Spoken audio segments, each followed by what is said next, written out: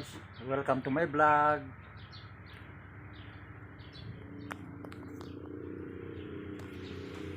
Magbaklas tayo ng knuckle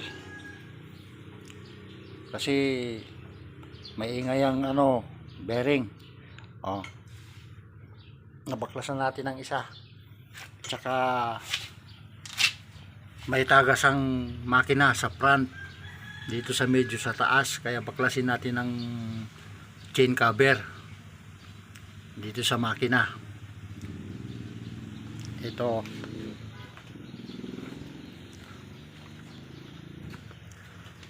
sa kabila, babaklasin din natin ang knuckle kasi malaki ang tama itong itong bearing, maingay, lumalagapak pag nalubak mga kaibigan. Altis Matic, tanggalin natin itong cover mamaya, itong cylinder head cover.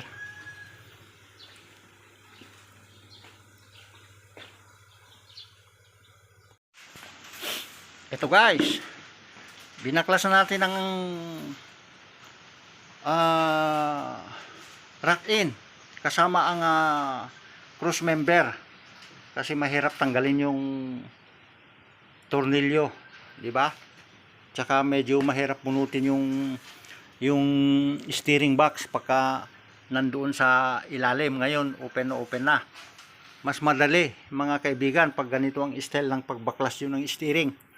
Mas madaling ibalik, di ba? Ito guys, masyadong alog dito.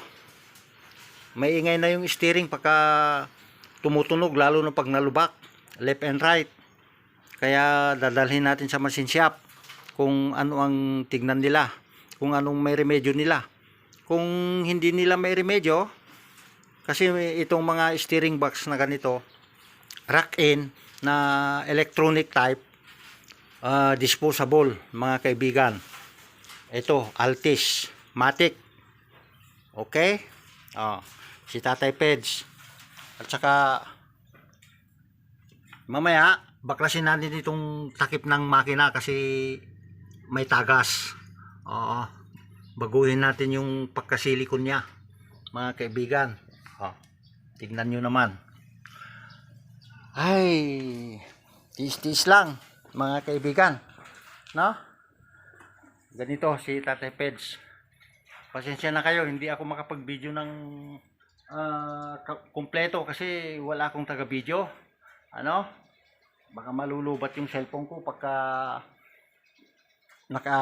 naka-live, naka-video. Kako. Ito, guys. Ito. Ganito magtrabaho si Tatay Peds. Naka-safety lahat ng mga axle para hindi masira yung mga rubber boots ng axle. At saka nakatali lahat ng caliper. Okay guys, sa susunod na tatanggalin natin, ibibideo ko ulit. Maraming salamat. Ipagpatuloy nyo lang ang panunood. Ito na yung front engine cover mga kaibigan. Diyan ang nagtagas, diyan tumatagas ang langis sa tagiliran ng makina, kaya binaklas namin. Ito, ayan yung rack in, nabusingan na rin na machine shop. Alam nyo ang bayad niyan ng bago, 12,000. Easy money lang ito na yung yan, tanggal na yung cover ng engine. Kaya kailangan linisan yan ng maigi bago i-assemble, itakip ulit para hindi na magtagas, no? Ayan, tanggal lahat ng cover kasi hindi mo mabubunot yung takip ng makina kapag nandyan yung cover. Kaya kailangan tanggalin din mga kaibigan. Yan, hindi pa na-assemble yung cross member kasi para maluwang, ihuli na namin. Yan.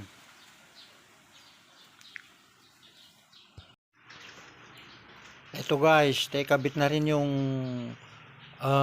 engine cover sa unahan, front cover. Okay, tapos na ibalik na yung cylinder head cover, mga coil. Naikabit ko na rin yung cruise member, pati yung makabilaan na knuckle, dahil nagpalit kami ng wheel bearing, knuckle bearing.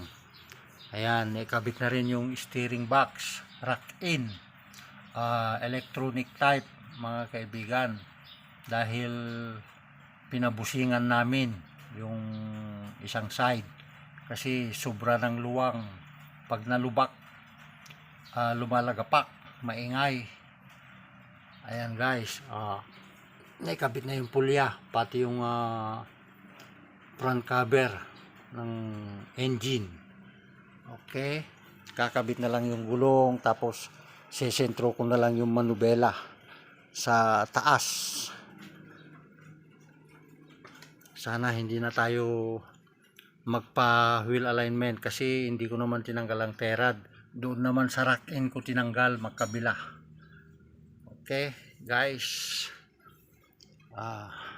hanggang sa susunod na video pag napaandar na ay karuktong. Ito mga kaibigan, ayos na yung ginawa namin na Altis. Wala nang lagutog, wala nang lagutok ang tuhod, umaandar na.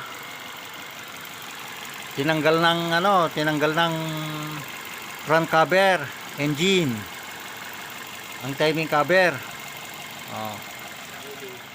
Ayos na yung gulong, napatakbo na, wala nang lagutok, wala nang ingay ang under chassis suspension mga kaibigan, dahil na machine shop ang rack in, ang isang side pinalitan nila ng plastic guys. Ito Tatay Peds.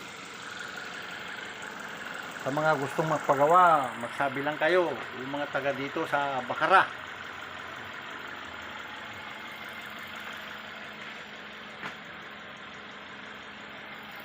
Maandar na mga kaibigan. Pinong-pino. Hindi pa nilagay yung cover dito kasi kulang ng tornilyo dito.